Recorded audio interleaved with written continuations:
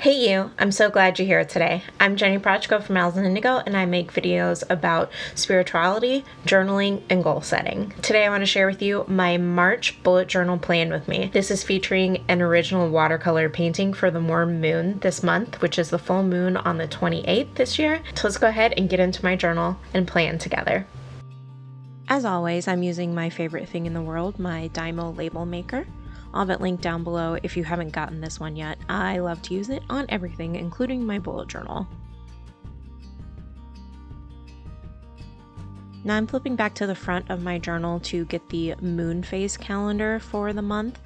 I'm laying out all of the moon phases and adding in their dates as well. If you want to see this setup that I keep flipping to, I'll leave it linked up above and down below. And now I'm stamping a little wreath around the spring equinox. Next, I'm moving on to my full moon painting for this month. This month is the worm moon, and the worm moon is on the 28th.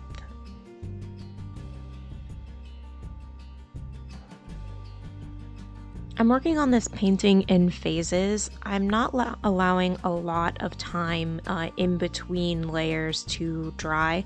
So you'll see me like popping around the painting instead of finishing one section at a time.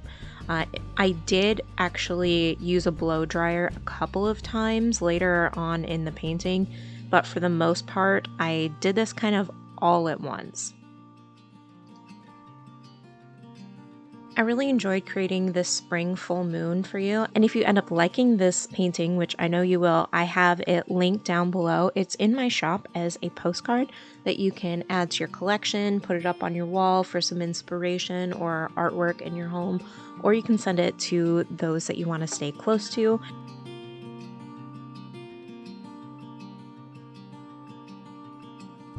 So the March full moon. In the Northern Hemisphere, the full moon of the spring equinox and the holiday Ostara corresponds with signs of the ground beginning to thaw during the spring. Farmers begin to prepare and impatiently wait for the arrival of spring to plant their crops, all while looking to their livestock to keep an eye on the mothers that are about to give birth to the babies of spring. The worm moon is the full moon that happens on the date closest to the spring equinox and the holiday Ostara.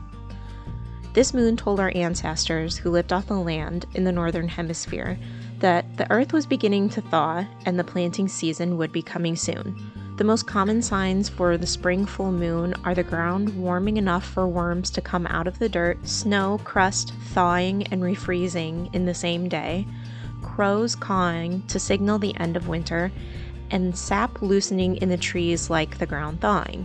This moon also has served as a signal of the end of winter to the settlers in North America. Some other spring full moon names are the worm moon, the crow moon, magpie moon, crust moon, sap moon, and lenten moon. Growing up on a Midwestern farm, this was an exciting time. The snow was falling, and the sun finally began peeking back through the clouds, and the day began to get longer and warmer. Every year, we looked forward to those unseasonably warm days that began occurring as the winter neared its end. Even now, we still look forward to those days that allow us to get back outside and be with nature, even if it's only for a few hours a day.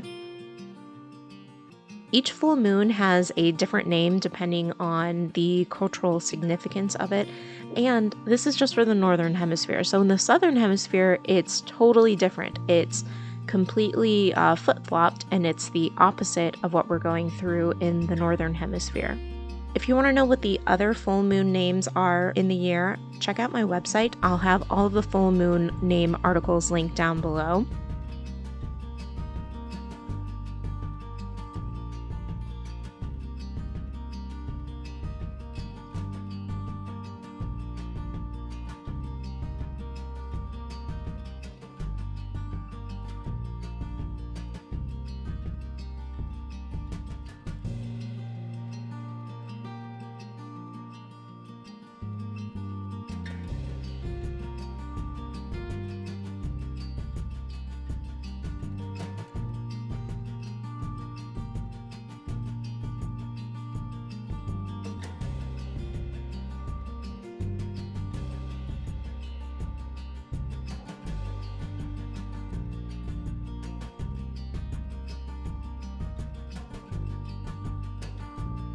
So for this worm in the soil, I wanted to have kind of like a wiggling, breaking through the soil feel. And you can see here I've got the base worm done, and then I'm going to start layering more brown soil on top of it. And here I'm working on the textures of the soil and giving it some depth and some richness. I'm using a slightly darker brown color. I used a little bit of black to mix into the brown of my watercolors.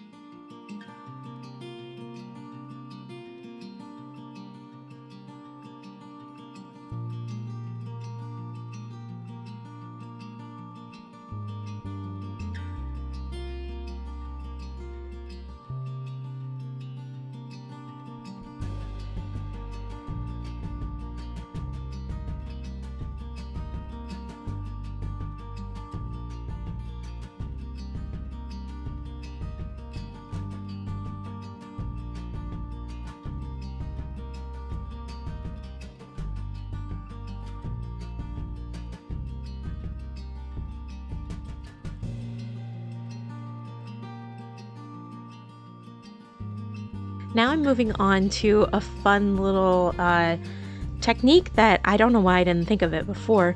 It's stippling. So you take your brush and you dab it on your painting with stiff bristles. You don't have a lot of pigmentation or saturation on your brush. It's just a little bit to give it this textured effect. And that makes it look like soil and that crumbly, beautiful black earth look. Now I'm going back in and darkening up some of those sections and making it look like the worm is underneath the soil and sort of wriggling through it.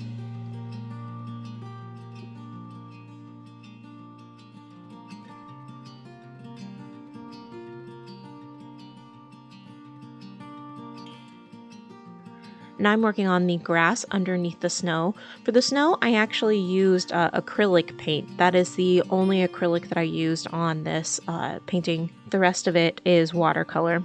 Because I wanted opaque snow, I decided to not waste my white watercolor, use an acrylic. And in real life, it looks really great. You can't tell the difference between the two mediums.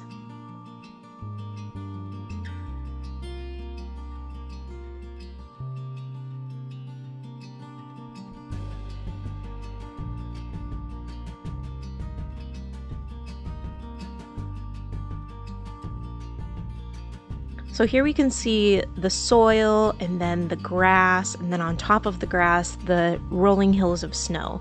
And then to finish off this painting, I wanted to darken up the sky a little bit and give it a little bit more depth. And you'll see the moon looks kind of unfinished right now. And in a minute, I'm going to come in with a wash of white to go over it to really tie together the entire painting. I really love how this one turned out. The colors are really bright and saturated. I wasn't sure how I liked it at first, but it has grown on me and I really do love it. I love how it turned out. The blue is such like a beautiful deep navy with this gorgeous gradient that just adds depth to it.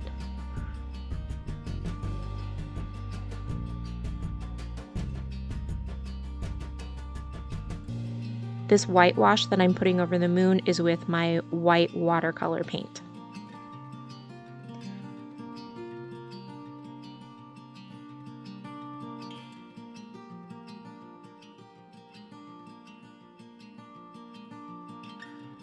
And now I'm just peeling back the tape from this. It's always so satisfying, especially when your page doesn't rip.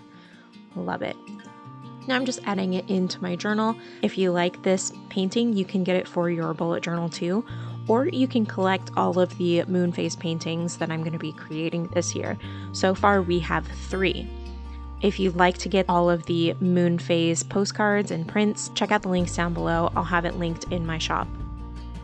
Next, I'm working on the March monthly overview page. I ended up using this a lot more than I did in January. I found that having a monthly layout like this really helped me when I combined it with putting the week numbers at the end of each week, so I could kind of write down the important tasks of that week.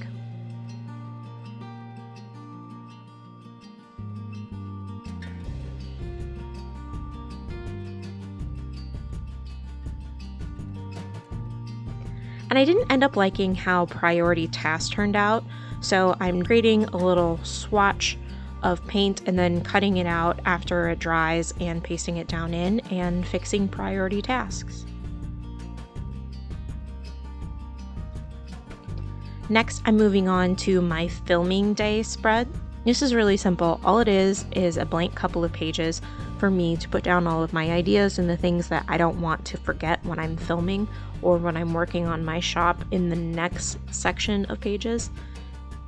It's kind of like a brain dump page or a mental inventory page. And I have this beautiful coral color that really ties in well with the rose gold that I used for the dates on the monthly overview.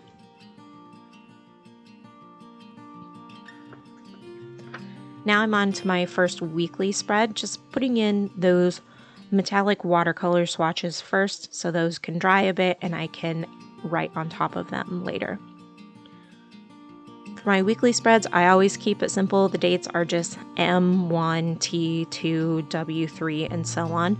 Then I have my top 3 priorities for the day, my hour log, and then down below I have a purple swatch and a blue swatch for the hours that I work for each of my 2 businesses. Purple is Owls and Indigo and blue is my marketing consultancy. And now I'm creating a section for my top 3 tasks for the week, my leftovers from last week, my new tasks that come up this week, and the best things that happened in work for that particular week. And then I'm adding the moon phases to the spread as well.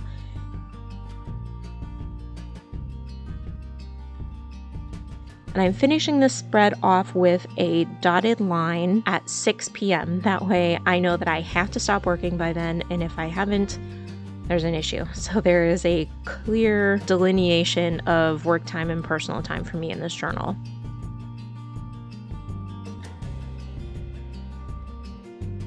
Next, I'm moving on to my rolling task log. This is where I put all of my tasks and then I soft schedule them throughout the week. And I also theme my days. Mondays are always meeting heavy days, so they've got to be light work days for me. Tuesdays, working on Owls and Indigo. Wednesdays, I'm doing design work. And then Thursday is just a huge work block for me. And Friday is when I learn and prep for the next week.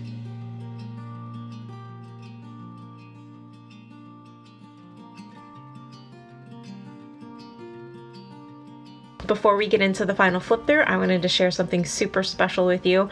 My first 2 journals are on sale. They are 15% off right now. And I've been hearing so much positive feedback from you all and how much you love them and how much it's helping you journal and get closer to the tarot cards and just get closer to yourself and develop that interpersonal relationship with you, the most important person in the world. So if you like thought-provoking journaling prompts, get my book, A Year of Spiritual Growth and Mindful Goal Setting, 365 Daily Journaling Prompts. Inside, you'll find 365 daily journaling prompts, morning and evening reflections, quarterly reviews, a mid-year check-in, an end-of-the-year review, and a simple visualization to help you see what your goals actually look like once you've accomplished them. And if you like tarot cards and journaling, get my book, The Daily Tarot Journal, Uncovering the Art of the One-Card Tarot Reading. It includes 3 monthly spreads, 3 monthly tarot logs, daily journal pages with 8 writing prompts, and an end-of-the-month review. Order your copies of both of these journals today. The link is in the description.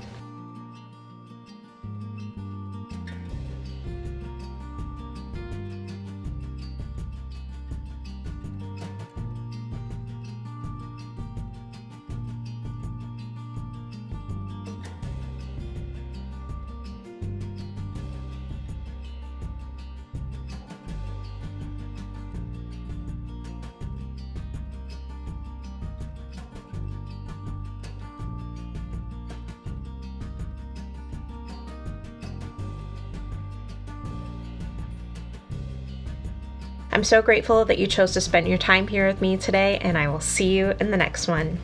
Bye.